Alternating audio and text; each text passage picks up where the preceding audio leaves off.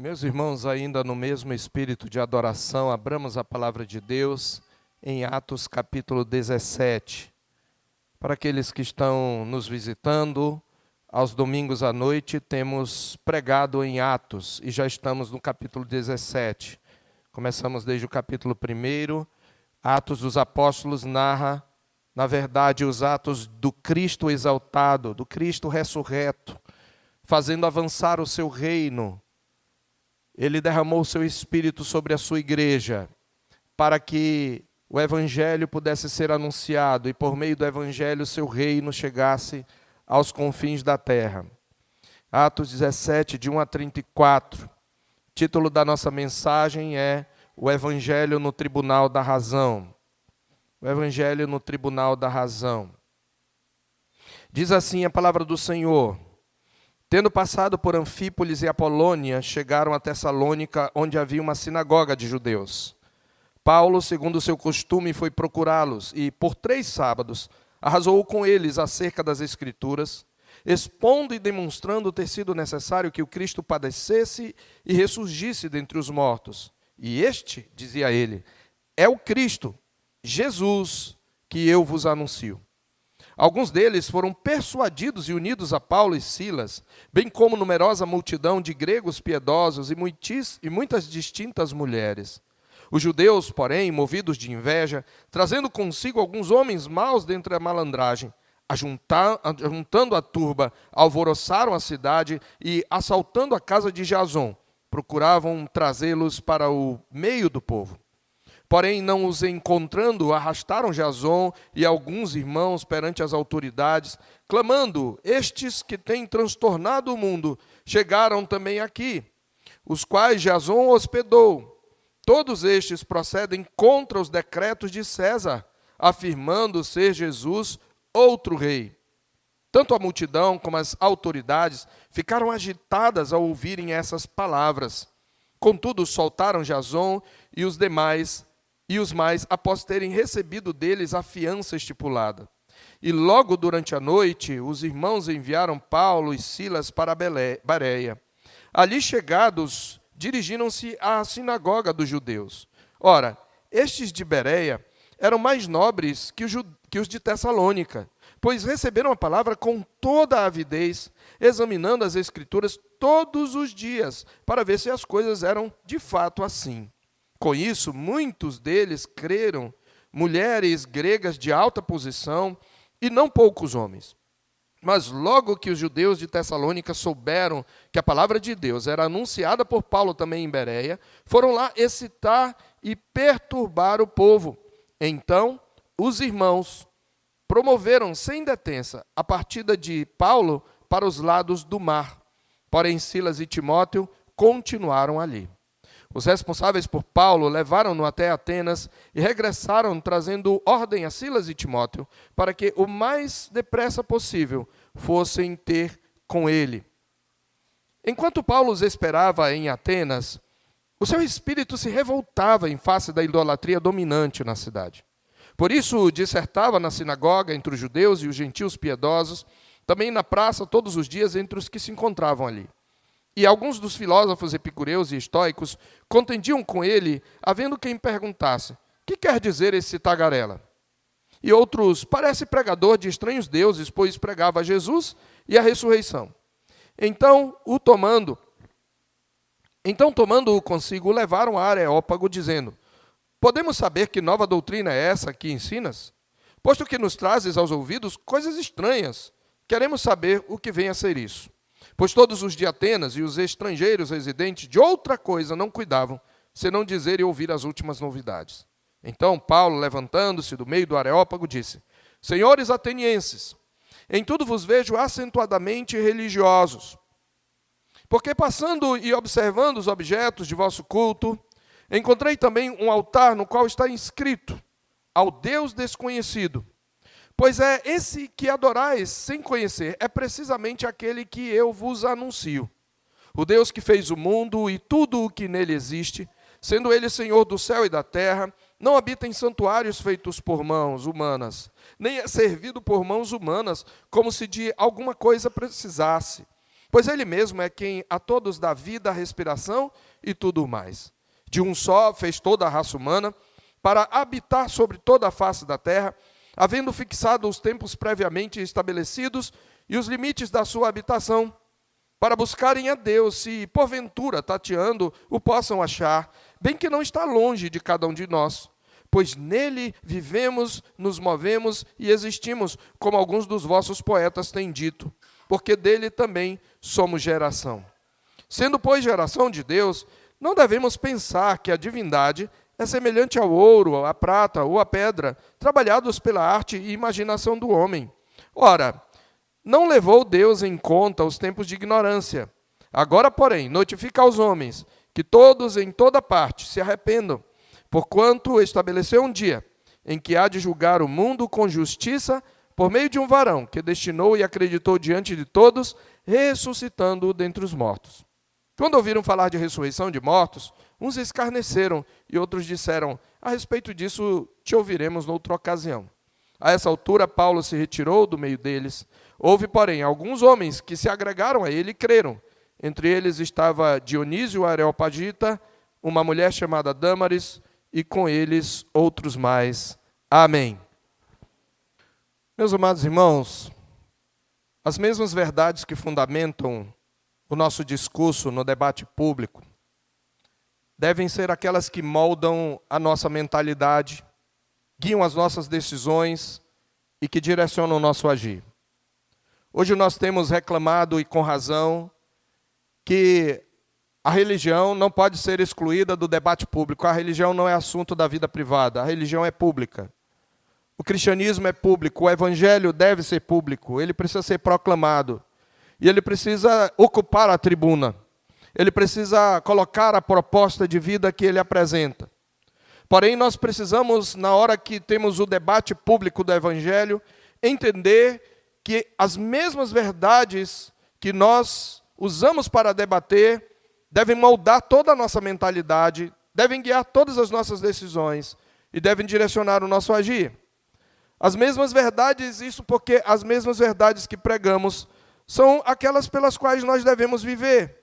Se nós de fato cremos no evangelho, nós precisamos viver o evangelho. Quando nós não vivemos o evangelho, nós perdemos a autoridade diante do mundo. A palavra de Deus nos diz que nós somos sal da terra e luz do mundo. E isto aponta para o impacto que nós devemos ter no mundo através da nossa vida, da nossa proclamação, mas também do nosso agir. Não tem sentido, então, nós pregarmos verdades que na prática nós rejeitamos ou adulteramos, principalmente na hora da pressão. O evangelho, portanto, não é apenas a base para o nosso discurso, mas ele tem que ser o fundamento para a nossa vida, nas mínimas questões. Quando o evangelho faz parte, meus irmãos, da nossa confissão, mas não molda a nossa cosmovisão, e que é o comprometimento do nosso coração, o nosso discurso acaba mudando conforme mudamos de ambiente, para nos adequar ao momento. Nós vivemos numa dicotomia, onde na igreja nós falamos uma linguagem evangélica e reformada, porém muitas vezes nos espaços públicos nós adotamos os discursos e a mentalidade pagã, sem os avaliar criticamente ou sem os confrontar. Nós muitas vezes adotamos filosofia da moda para levarmos adiante ou para executarmos, por exemplo, a nossa profissão. E nós precisamos tomar cuidado com isso. Então, um dos maiores desafios que nós temos como cristãos é ocuparmos o debate público, adequando nossa linguagem ao contexto, certamente, porém sem perder a essência da mensagem do evangelho. Mas isso só é possível quando os pressupostos da nossa pregação são também os pilares da nossa fé. E o script que nós somos chamados a seguir como atores no teatro de Deus. Então nós deveríamos ter por certo, meus irmãos, que no mundo pagão, o evangelho ele sempre será colocado no banco dos réus. Mas se o evangelho de Cristo não for o que molda a nossa cosmovisão, nós acabaremos por negociá-lo diante das pressões, para ganhar o nosso público ou para não perder os nossos privilégios. E acabamos acrescentando ao evangelho filosofias da moda e técnicas humanistas de abordagem sob o pretexto de ganhar almas para Jesus. Essa atitude desconsidera primeiramente, a suficiência das Escrituras e, em segundo lugar, a centralidade de Cristo para a salvação. E assim perdemos a nossa mensagem. Por outro lado, nossa pregação, sim, deve ser sensível ao contexto cultural. Nós não devemos pregar em todo lugar como se estivéssemos numa igreja. Porque quando nós atuamos em um determinado lugar, nós precisamos falar numa linguagem que seja acessível aos ouvintes. Do contrário, nós perdemos nossos ouvintes. Acima de tudo, no entanto, meus irmãos, jamais devemos negociar nossa fidelidade a Cristo e sua palavra. Quando nós somos fiéis, é até possível que percamos sim o nosso público, mas isto será um problema somente se nós o fizermos por falta de clareza e não por fidelidade ao nosso Senhor. A experiência de Paulo, meus irmãos, e os seus companheiros, narrada em nosso texto, ela nos apresenta um retrato da natureza da proclamação do Evangelho, no qual nós podemos perceber que, por um lado, Paulo não negocia o que é essencial, mas, ao mesmo tempo, ele adequa os métodos e sua linguagem ao aplicar a mensagem a diferentes contextos. E aqui nós vimos que o Evangelho ele é transcultural, ele é uma mensagem para todas as culturas. Não existe outro caminho de salvação. Não existe nenhum povo que possa conhecer a salvação sem Jesus. Então o Evangelho ele é transcultural. E aqui, nesse texto, nós vemos Paulo exatamente discursando na sinagoga, em praça pública e numa tribuna político-filosófica, o Areópago. E por que não dizer um tribunal que também julgava os postulados da época. É por isso que nós colocamos esse título, o Evangelho no Tribunal da Razão, porque é isso que ocupa de fato. O contexto aqui, como os irmãos sabem, é a segunda viagem missionária de Paulo, cujo objetivo principal inicialmente era fortalecer os irmãos das igrejas implantadas na primeira viagem, conforme ele fala no capítulo 15, verso 36. E você que tem acompanhado as exposições sabe que após uma desavença entre Paulo e Barnabé, por causa de João Marcos, Paulo vai para a Síria e Cilícia acompanhado de Silas. E antes dessa separação, em Listra, após curar um coxo, a população quer sacrificar a Paulo e a Barnabé, que com muita dificuldade conseguem evitar o ato idólatra. E agora, passando de novo por Listra, Paulo arregimenta também Timóteo, que se une à equipe missionária. Lá, chegando por volta da cidade de Troade, Lucas, que é o narrador, se junta à missão, porque a partir daí ele usa a primeira pessoa do plural para descrever a viagem. E tendo alcançado, como nós vimos já, meus irmãos, a cidade de Filipos, na Macedônia, Paulo encontra uma cidade, como vimos, diferente das anteriores. Cada vez que o evangelho vai avançando, ele vai entrando num contexto novo e vai tendo novos desafios. Nós vimos que Filipos era uma colônia de veteranos de guerra do exército romano, da reserva, onde não havia nem sinagogas, e onde Paulo prega a um grupo de mulheres, e a Bíblia diz que o Senhor abriu o coração de Lídia, que se converte, está tudo no capítulo 16, a partir do verso 11, e ela passa a hospedar a equipe missionária em sua casa. Depois Paulo tem um confronto com um demônio que possuía uma jovem que adivinhava para os seus senhores, e tendo sido preso juntamente com Silas, ele prega ao carcereiro que se converte, que é batizado com toda a sua família, e depois de soltos, eles partem para Tessalônica e Bereia, e onde, ao contrário de Filipos, há sinagogas, como nós vimos no texto que lemos. E a partir desse momento, meus irmãos, nós vemos o apóstolo e seus companheiros de jugo enfrentando novos desafios em campos distintos, cada um com sua peculiaridade. E nós vamos ver que o evangelho atinge a pobres e ricos, a sábios e a ignorantes, a gregos e a judeus. E nós vamos nos concentrar mais onde Lucas dedica mais espaço, a saber, na cidade de Atenas, mas nós não queremos passar por Tessalônica e Bereia de largo, porque há verdades preciosas que aprendemos nesse cenário. Aliás, quase todas as verdades já estão nesses dois primeiros cenários, e elas vão também se cristalizar no cenário de Atenas. É por isso que o título da nossa mensagem faz menção especial a Atenas. É especialmente em Atenas que o evangelho é colocado no tribunal da razão. Então eu quero dividir essa mensagem em cenas, e eu quero começar mostrando a cena de Paulo e os seus companheiros Silas, Timóteo e Lucas, na cidade de Tessalônica e depois na cidade de Bereia. E eu vou dar um título, sempre como eu gosto de fazer para a cena, e esse título tem a ver com o que ele faz aqui. arrazoando a partir das Escrituras. É isso que nós vemos Paulo fazer em Tessalônica. Observe comigo que em Tessalônica e Bereia, Paulo e sua equipe podem usar um método que sempre usaram antes de pregar a judeus e gentios piedosos, que frequentavam a sinagoga, pois naquele lugar eles estudavam as mesmas Escrituras a respeito da mesma esperança messiânica. Mas os judeus e os gentios piedosos não sabiam que o Messias já havia vindo ao mundo e já havia cumprido tudo o que as Escrituras disseram. Desse modo, meus irmãos, a partir das Escrituras, Paulo anuncia Cristo. E é o que diz aqui. Paulo, segundo o seu costume, foi procurá-los. E por 3 sábados arrasou com eles acerca das Escrituras, expondo e demonstrando ter sido necessário que o Cristo padecesse e ressurgisse dentre os mortos. E este, dizia ele, é o Cristo Jesus que eu vos anuncio. Meus irmãos, desculpem. Meus irmãos, aqui nós já temos 3 das 4 características da proclamação do Evangelho, até ele chegar ao tribunal da razão, que nós veremos também em Atenas, porém de maneira mais elaborada por causa do contexto ali. A primeira verdade que nós aprendemos nessas narrativas é que a proclamação do genuíno evangélico ela é bíblica em seus fundamentos. Essa é a primeira verdade que nós aprendemos nessa noite. A pregação, a proclamação do genuíno evangelho é bíblica em seus fundamentos. Ela não se vale de filosofias da moda, ela não precisa de técnicas ou de filosofias humanistas, ou de teorias humanistas a respeito do homem, ou a respeito de Deus, ou a respeito da vida. Ela precisa ser bíblica em seus fundamentos, ou seja, ela precisa ser fundamentada nas Escrituras. Tomemos os públicos de Tessalônica e Bereia juntos. Veja que em ambas as cidades, Paulo arrasou a partir das Escrituras.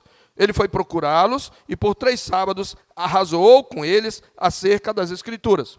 Na sinagoga havia rolos das Escrituras. Você sabe que nem todo mundo tinha as Escrituras em suas mãos escritas, só aqueles que tinham maiores condições. Então, quem queria ouvir as Escrituras tinha que ir para a sinagoga.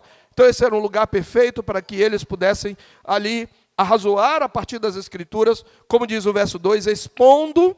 Veja, ele vai expondo e ele vai demonstrando, à medida em que ele expõe as Escrituras, que era necessário que o Cristo, que o Messias que eles esperavam, padecesse e ressurgisse dos mortos. E em Bereia, Lucas chega a louvar a atitude dos ouvintes, considerando-a mais nobre, considerando-os mais nobres do que os de Tessalônica. Veja o verso 11. Ora, estes de Bereia eram mais nobres que os de Tessalônica, pois receberam a palavra com toda a avidez, examinando as Escrituras todos os dias, para ver se as coisas eram de fato assim. Ou seja, Lucas é um dos membros da equipe missionária, mas ele não se ressente de que os homens de Bereia, ali da sinagoga, e as mulheres também que estavam ali, ele não se ressente de que eles não aceitassem logo de pronto a mensagem, mas que eles, todos os dias, eles só se reuniam na sinagoga nos sábados, que era o dia de descanso, o dia de culto. Mas durante a semana, eles passaram a semana, porque esses que frequentavam a sinagoga, muitos deles tinham as Escrituras em suas mãos, eles passaram a semana examinando as Escrituras e verificando. Aqui nós encontramos, na verdade, algo que deve ser um exemplo para nós. Nós não devemos simplesmente nos contentar, meus irmãos, em ouvir a Escritura no domingo. Esse é um momento importante, é o culto solene, é o dia do Senhor, mas nós não seremos, vamos dizer assim, dedicados à palavra, nós não demonstraremos zelo se nós todos os dias não examinarmos as Escrituras. E observe, eles estavam examinando as mesmas verdades que ouviram naquele dia.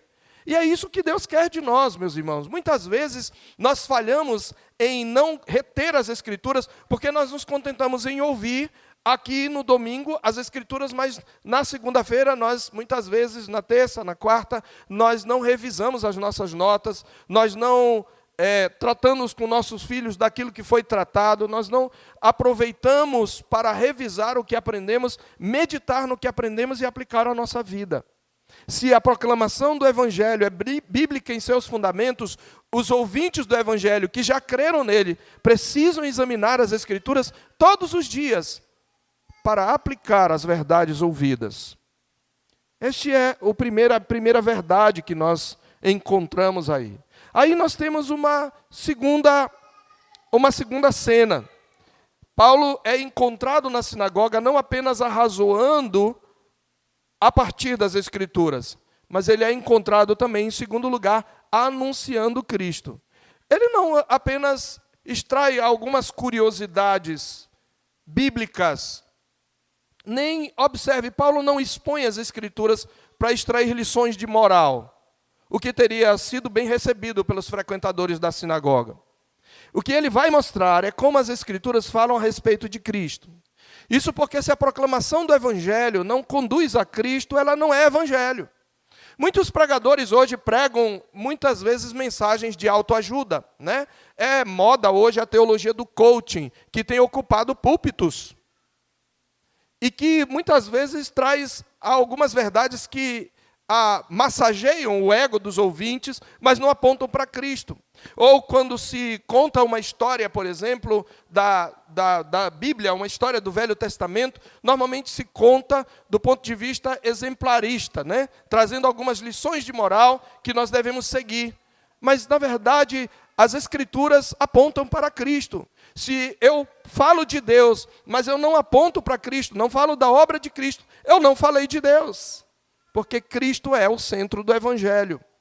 Então, aí nós chegamos à segunda verdade.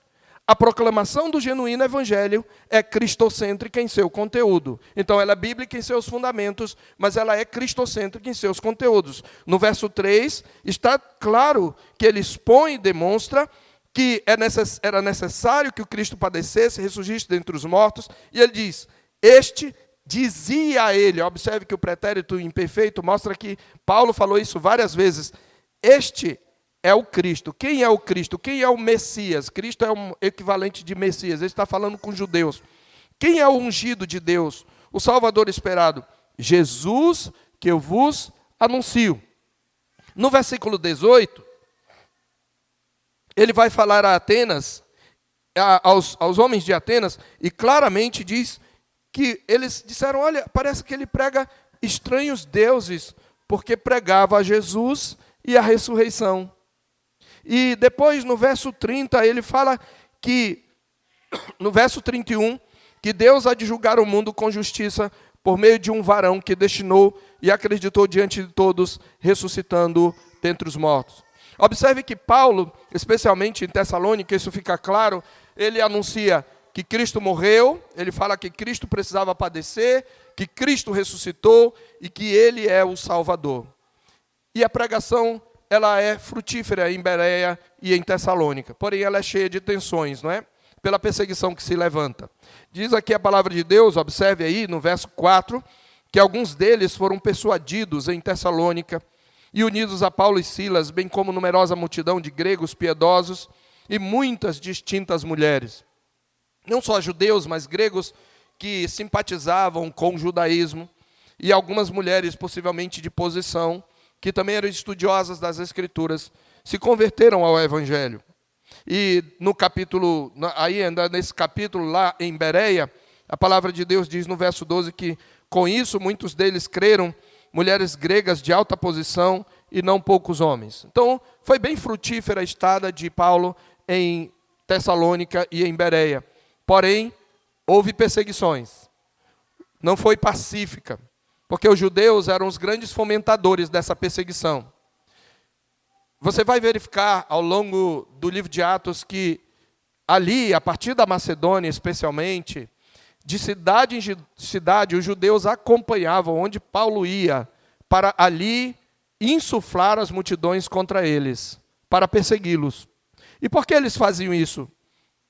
Nós vimos que em Filipos foram os gentios que perseguiram a Paulo e Silas. E veremos ainda, se o Senhor Deus permitir, que haverá também uma perseguição ainda por parte de gentios, em Éfeso especialmente. Mas aqui ainda são os judeus. E por que eles perseguiam? Porque os judeus eles viam o cristianismo como uma espécie de seita do judaísmo. Uma seita rival, como o grupo dos fariseus, dos saduceus, e também o partido dos herodianos, mas especialmente como dos fariseus e dos saduceus. E então eles começam a sentir inveja, porque o judaísmo havia se espalhado por várias cidades e ele fazia sentir a sua influência. E agora eles estão vendo que uma nova seita, na visão deles, está ganhando as multidões e está tomando o público deles, na verdade. Então eles se enchem de inveja, assim como as autoridades religiosas se encheram de inveja contra Jesus. Aqui é, de novo, Cristo que está sendo perseguido. Eles veem as multidões atenderem o evangelho. E aqui o que nós vemos, irmãos, mais uma vez, é a natureza contracultural do evangelho, como ela se manifesta.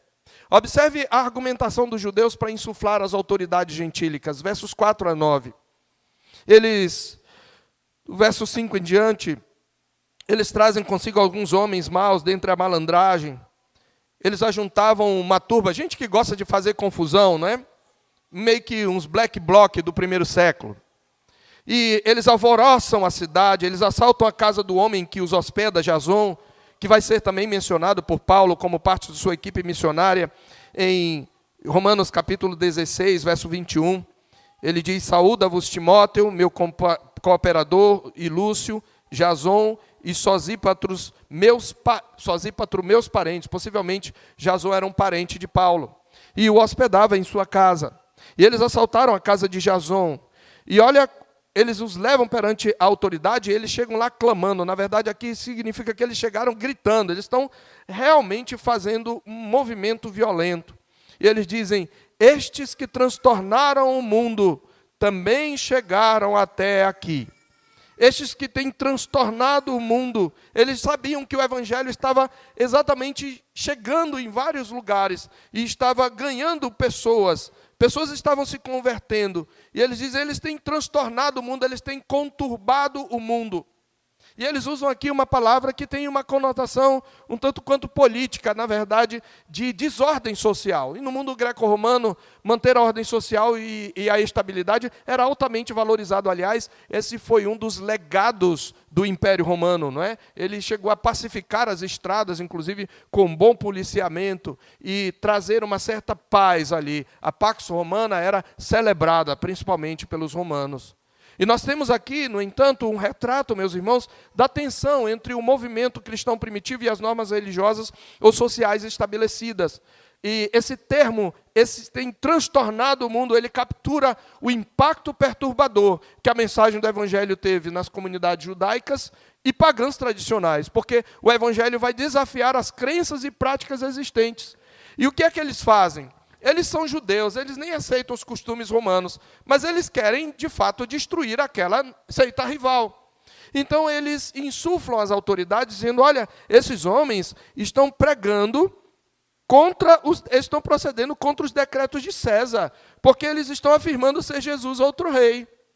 Então, eles estão contra as leis romanas, é isso que ele está dizendo.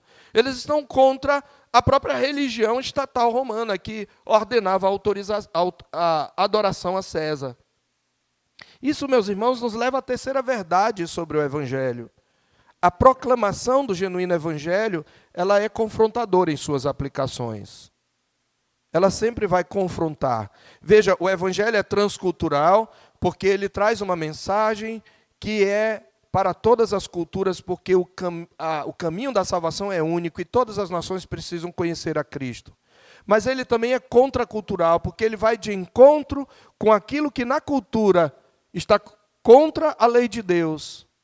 E é por isso que ele vai sempre confrontar. E ele vai trazer perturbação. O evangelho, por natureza, é revolucionário. Não pela força, não pela guerra, não pela gritaria, mas pelo poder mesmo transformador que ele traz. E isso perturba, de fato, aquilo que se convenciona chamar a ordem. Então, de cidade em cidade, meus irmãos, Paulo e seus companheiros enfrentam tumultos provocados por opositores judeus. E aí, então, sendo levado de Bereia para Atenas, após um tumulto provocado pelos judeus, Paulo pede a Silas, como diz o verso 15, e a Silas e Timóteo que os encontre lá. Ele vai primeiro para Atenas. Enquanto espera em Atenas que o apóstolo se defronta com um novo desafio, um novo campo missionário. Ele vai pregar agora a gentios cultos. Claro que havia gente de posição ali, onde ele pregou o evangelho em Tessalônica e Bereia. Mas aqui estamos falando de cultura filosófica. Você vai ter ali a cidade de Atenas, que era o grande templo da sabedoria. E isto nos põe no terceiro cenário. E eu vou usar um termo que Paulo usa em Romanos capítulo 1. Tanto a gregos como a bárbaros, tanto a sábios como a ignorantes. Tanto a gregos como a bárbaros, tanto a sábios como a ignorantes. Paulo agora vai enfrentar um novo cenário. O evangelho agora enfrenta um novo desafio. Homens que se debruçavam em conhecer a verdadeira sabedoria, em captar a verdade absoluta e ensinavam os seus discípulos. Quando nós lemos, meus irmãos, o livro de Atos, nós descobrimos no relato de Lucas que a promessa, a ordem de Jesus aos seus discípulos de serem testemunhas até os confins da terra não se referia apenas à abrangência geográfica, mas também à abrangência de público. Todos os tipos de pessoas deveriam ser alvo do testemunho cristão. E no contexto de nossa passagem, Lucas mostra como o evangelho está avançando através do ministério de Paulo para alcançar gentios de todas as classes. E nós vimos nos capítulos anteriores que a mensagem havia alcançado já alguns povos pagãos do povo comum em Icônio e Listra. Ali, em Icônio e Listra, são pagãos, são gentios, não conhecem nada das Escrituras, mas eles são pagãos, vamos dizer assim, gente comum, são do povão. Em Tessalônica e Bereia, o apóstolo pregou especialmente a judeus e gregos piedosos, prosélitos de judaísmo, mas gente de alta posição. Agora em Atenas, além de judeus e gentios piedosos na sinagoga, o testemunho de Cristo chegará a gentios comuns, mas também aos intelectuais na praça e no Areópago. Observe o que diz o verso 16. Enquanto Paulo os esperava em Atenas, o seu espírito se revoltava em face da idolatria dominante na cidade. Por isso dissertava, primeiro na sinagoga, entre os judeus e gentios piedosos, e também na praça, na ágora, que nós vimos que era um grande centro, não só comercial, mas político, jurídico, não é? A ágora grega. Todos os dias entre os que se encontravam ali. Então, é isso que ele vai fazer. Ele vai agora expor, mas dali ele vai ser levado para o Areópago, que é um lugar de discursos, é um lugar onde as pessoas... Era tanto para tribunal, para julgar alguma pessoa ou algum pensamento, como era também um espaço de debate público e filosófico. Então, é por isso que mais tarde, pelo mesmo apóstolo, Cristo vai ser exposto, inclusive, perante tribunais e governantes. Se nós prestarmos bastante atenção na leitura de Atos, nós vamos ver a diversidade de público de Paulo. Ele vai pregar para soldados, vai pregar para o imperador, vai pregar para reis, ele vai pregar para pobres, ele vai pregar para ricos, ele vai pregar para judeus e gentios, ele vai pregar para gente iletrada e ele vai pregar para gente culta. É por isso que, escrevendo aos Romanos, e é de onde eu tiro o título dessa terceira cena, em Romanos capítulo 1, no verso 5, ou no verso 14, ele diz, pois sou devedor. Preste atenção na palavra de Paulo. Eu sou devedor. Devedor de quê? Do evangelho. O cristão, meus irmãos, tem uma dívida para com todos os homens. E essa dívida é o evangelho. Ele diz, eu sou devedor tanto a gregos como a bárbaros. E quando ele está usando essa distinção, é porque bárbaro para os gregos eram aqueles homens iletrados, quase selvagens. As tribos germânicas, as tribos que invadiram, né, os bárbaros que invadiram o Império Romano, eles eram considerados bárbaros.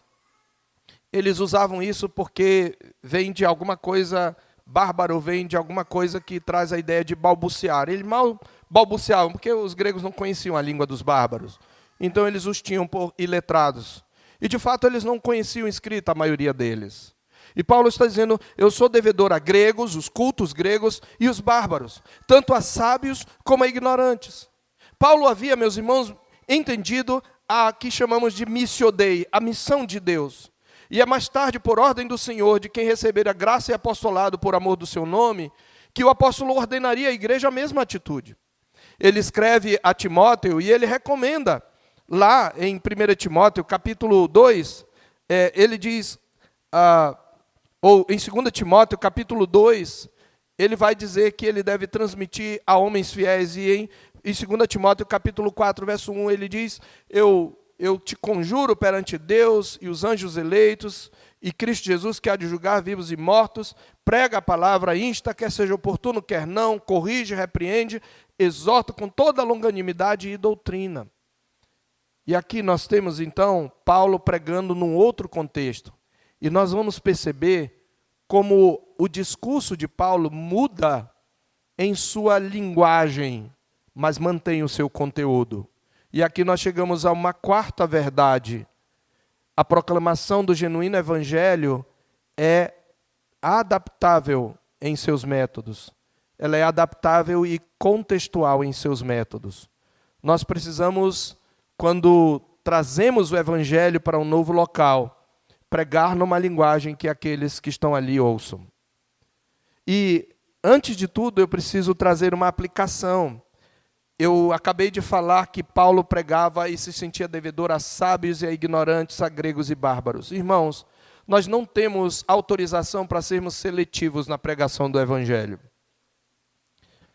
Nós temos encampado uma verdadeira guerra cultural contra o movimento progressista no mundo. E muitas vezes nessa guerra cultural nós acabamos utilizando-nos de armas carnais e temos muito mais o costume de pregar a conservadores. Mas nós somos devedores a conservadores e progressistas. Nós somos devedores à esquerda e à direita. Nós somos devedores a liberais e marxistas de pregar o evangelho. Nós não somos autorizados para sermos seletivos na pregação do evangelho. É claro que cada um tem de Deus um dom, um chamado específico que o conduzirá a um público mais frequente, como Paulo, que pregou mais aos gentios. Mas isto não significa exclusividade. Nós nem devemos escolher a quem pregamos por gosto pessoal. A ordem é dar testemunho e aproveitar as oportunidades. Não devemos escolher o destino da nossa missão por quão duro é o solo, disse um certo autor. Não devemos escolher o destino da nossa missão por quão duro é o solo. Nós precisamos pregar o evangelho a todos. Nós temos então uma quarta cena, que eu chamo de uma santa revolta. E eu já parei de falar dessas verdades do evangelho, mas eu quero prosseguir com alguns apontamentos. É preciso que nós entendamos que Atenas se destacava como centro do saber e da arte. Paulo está num centro novo, um novo desafio. E é um desafio descomunal para ele. Apesar de já haver se passado a era de ouro, a cidade de Atenas ainda exibia exuberância em seu complexo arquitetônico. E ela detinha o status de lugar por excelência da sabedoria. Ironicamente, no entanto, a cidade superava todas as outras em cegueira espiritual. Ela era entregue a uma idolatria sem comparação, sem precedentes. É por isso o que chama a atenção de Paulo em Atenas não é a beleza e sofisticação das suas construções, mas a revoltante idolatria cuja influência se fazia sentir em toda parte. Ao que parece mais do que em Icônio e Listra. Diz que Paulo se revoltava. Ele se indignou com a idolatria dominante na cidade. O próprio nome de Atenas era em honra de uma deusa. E o local para onde levariam Paulo, o Areópago, versos 19 e 22, tinha esse nome que significava o Monte de Ares, ou Marte, em latim, o deus da guerra, por isso o Areópago. Isso nos revela uma importante verdade. A intelectualidade avançada, aqui eu já saio daquelas questões do evangelho, mas eu estou trazendo outros princípios. A intelectualidade avançada não livra o homem da idolatria, apenas a torna mais sofisticada. Nós precisamos entender isso. Como nós veremos, duas destacadas escolas filosóficas antagônicas apresentam, cada uma, de sua própria perspectiva, uma forma sofisticada de idolatria. Por isso, e é interessante, porque uma era conservadora e outra progressista. Os estoicos eram conservadores e os epicureus eram progressistas. Por isso, longe de ser seduzido pelo encanto da bela cidade e seus monumentos ou por sua cultura e arte, Paulo se revolta contra a idolatria reinante. Irmãos, é muito importante que nós entendamos que, como crentes, nós não podemos nos acostumar com o paganismo que avança no nosso mundo. Nós precisamos aprender a nos revoltar, mas a nossa revolta tem outros desdobramentos. Mas muitas vezes, para mostrar que somos descolados, nós gostamos de repetir nas redes sociais que a gente gosta muito do Fred Mercury, ou do Cazuza, ou de outro cantor, mesmo que eles fossem gays, e que a gente rejeita a Pablo Vittar apenas porque é ruim mesmo como cantor, e de fato ele é. O problema com isso, meus irmãos, é que às vezes a gente peca pela ênfase que dá a um determinado ponto. Não é que fazer tais afirmações é errado em si mesmo, todavia a ênfase e frequência com que a gente faz isso parece mostrar que a gente faz mais questão de ressaltar que não se importa com as práticas imorais, escandalosas e filosofias pagãs de alguns famosos, desde que tenham talento, do que reprovar as obras infrutíferas das trevas, como a Escritura nos ordena. A igreja, meus irmãos, não pode perder a capacidade de se indignar com aquilo que ofende a glória do seu Senhor, e nem deve se rir disso, nem deve aceitar como normalidade aquilo que a Escritura condena. Não podemos ceder ao politicamente correto, gastando mais tempo em provar que não somos tão preconceituosos e que somos legais e descolados do que em reprovar as obras das trevas. Precisamos ter a coragem de chamar o pecado de pecado. E aí Paulo, então, por causa da sua revolta, ele pratica o que eu chamo aqui de militância cristã, é a quinta cena. Ele vai militar, ele vai ocupar o espaço público e ele vai pregar o evangelho. Mas veja, o que é que Paulo faz com essa revolta no seu coração? O que é que você faz com a sua indignação? Talvez você tenha dito amém, mas o que é que você faz? Vai para as redes sociais xingar os outros? Não é assim que você responde à indignação. Nós aprendemos isso com a exposição do Salmo 37, não é assim. O que é que Paulo faz? Liderou e organizou passeatas contra a cristofobia? Não. Empreendeu algum tipo de arte performática? Usou métodos violentos? Não. Ele simplesmente pregou o evangelho. Verso 7. Por isso, por causa da sua revolta, dissertava na sinagoga entre os judeus e gentios piedosos, também na praça, todos os dias entre os que se encontravam ali. Paulo sabia, como ele diz mais tarde, em 2 Coríntios 10, de 3 a 5, que, embora andando na carne, não militamos segundo a carne, porque as armas da nossa milícia não são carnais, e sim poderosas em Deus, para destruir fortalezas, anulando nós sofismas e toda altivez que se levante contra o conhecimento de Deus, levando cativo todo o pensamento à obediência de Cristo. Assim, enquanto aguardava a chegada de Silas e Timóteo em Atenas, Paulo aproveitava a oportunidade e pregava tanto na sinagoga aos judeus e gregos piedosos, como na praça. E diz assim, todos os dias, veja o verso 17, todos os dias ele pregava o evangelho. Aos sábados, ele dissertava aos judeus e gentios piedosos. Nos demais dias da semana, ensinava na praça. Devemos lembrar, de novo, já vimos isso quando expomos a ida de Paulo em Filipos, que trata-se aqui da ágora. A ágora, a ágora grega, era o mais importante espaço público urbano da Atenas clássica, uma espécie de centro comercial e de negócios. E por sua importância como espaço público, a ágora era o palco da democracia ateniense, né? A democracia ateniense é celebrada, na verdade. Era o local por excelência da livre manifestação da opinião pública adequado à cidadania cotidiana. Então consistia de uma grande praça, limitada a oeste por edifícios públicos e a leste por mercados e feiras livres. A praça ateniense era localizada em um dos pontos mais baixos de Atenas, e dali se podia vislumbrar com um olhar os outros 3 espaços importantes da constituição da política da cidade. Havia, num certo lugar, num lado, você podia ver a Acrópole, significava a cidade alta, localizada no ponto mais alto e constituída de estruturas como o Propileu, um portal que era uma espécie de a parte sagrada, o Partenon, templo principal de Atenas, o Erecteu, templo dos deuses do campo, e o templo também de Atena Nice, simbólico da harmonia da antiga cidade-estado de Atenas. Eu posso citar outras coisas, mas eu cito aqui já diretamente o Areópago, para onde Paulo foi levado para falar sobre o que os seus ouvintes consideravam estranhos deuses. O nome, como eu falei, significava colina de Ares. E ali, meus irmãos, no Areópago, em tempos anteriores, os juízes também se reuniam para julgar causas. Eles tinham jurisdição sobre ofensas capitais, como assassinato intencional, incêndio culposo, envenenamento, ofensa maliciosa e quebra dos costumes religiosos estabelecidos. A própria corte era chamada Areo Judicium, ou Cúria, era também chamada de Areópago por causa do local. Então, era na Ágora que também se reuniam os filósofos sob os pórticos para dar e ouvir palestras e ouvir debates. E nas edificações circundantes, os magistrados e outros dignatários civis, eles ouviam os casos do tribunal de júri.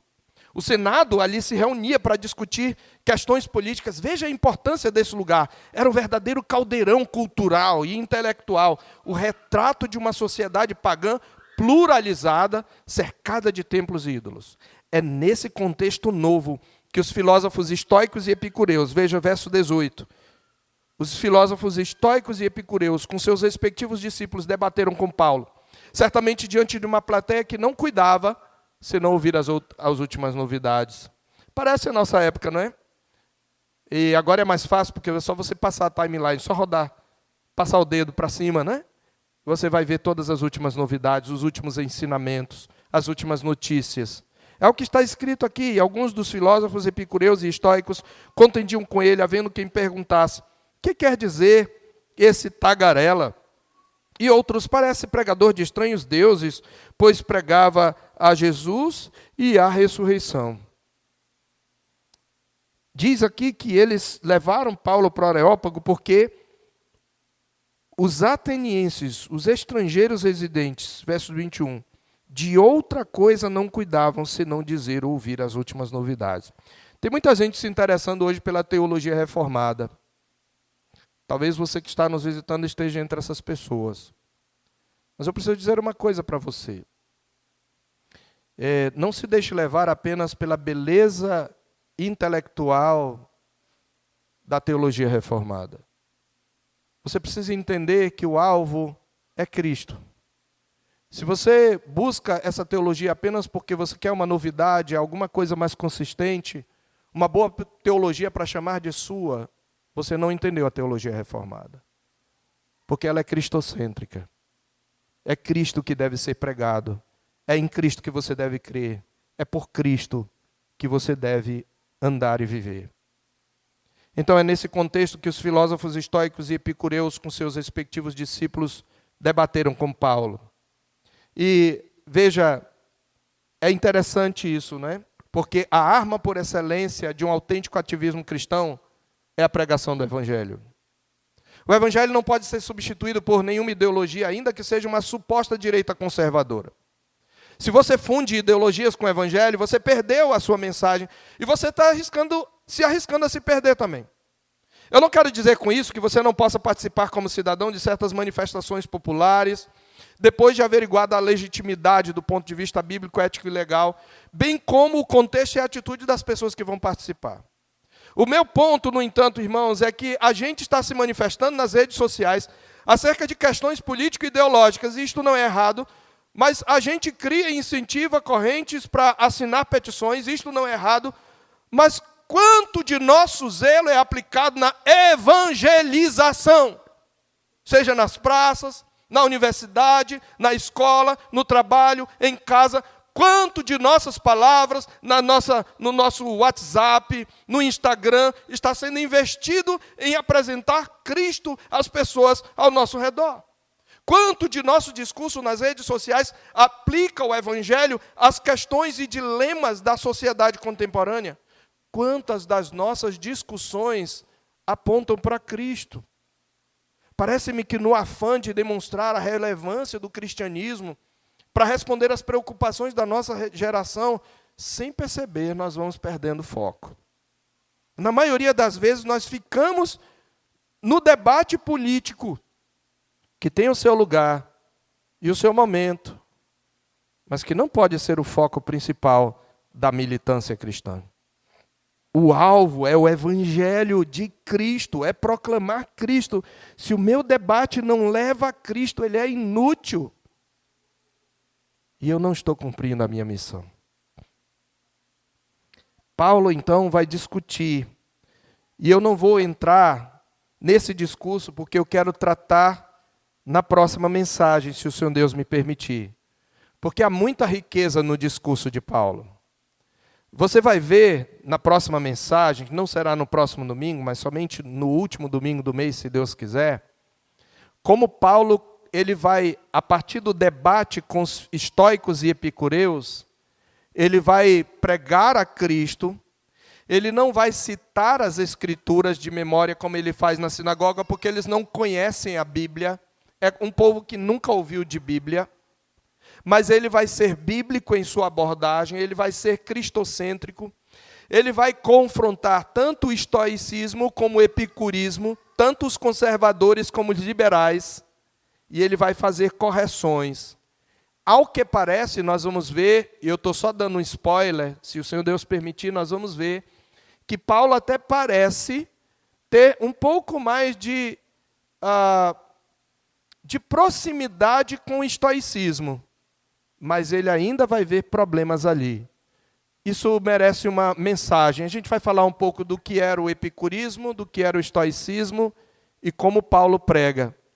Mas o ponto que eu quero que você lembre aqui, para revisar, querido, meu querido e minha querida, é que a proclamação do Evangelho deve ser bíblica em seus fundamentos, cristocêntrica em seus conteúdos, confrontadora em suas aplicações e também adaptável em seus métodos.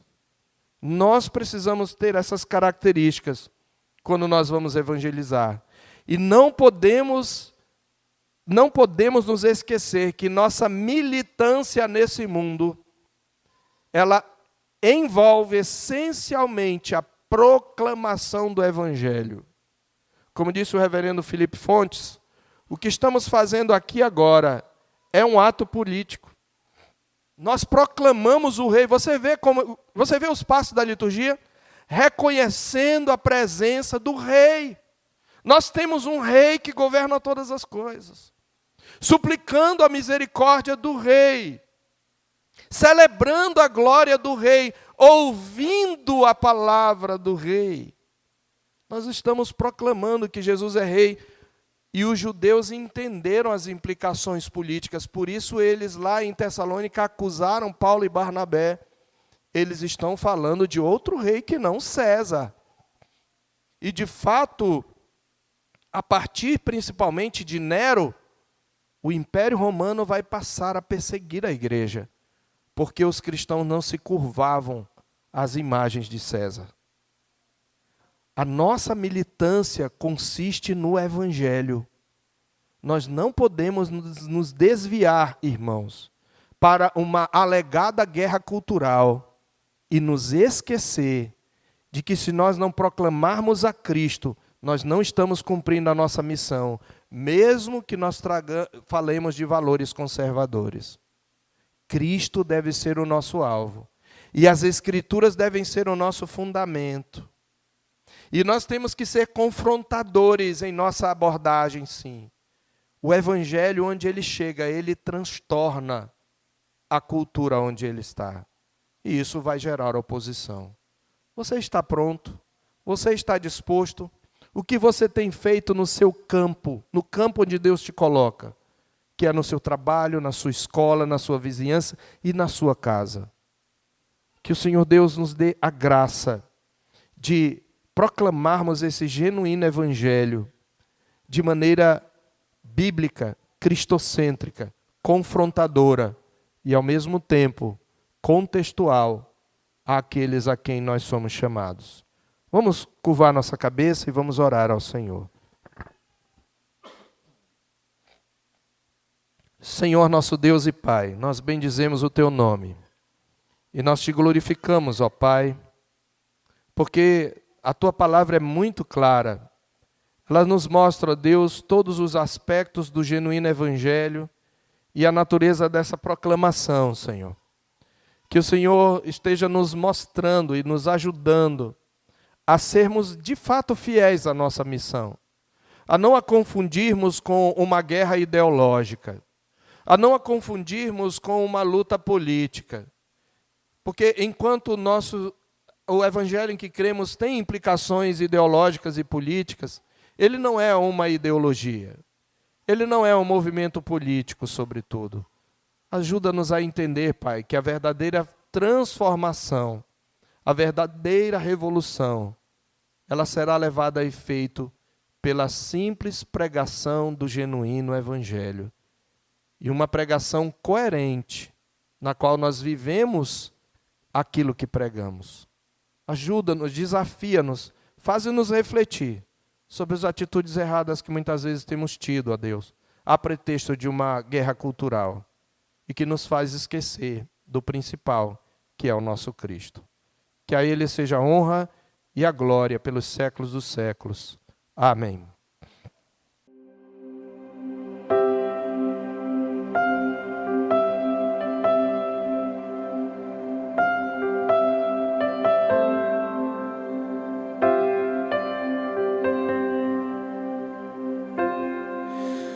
Tu és bem-vindo aqui.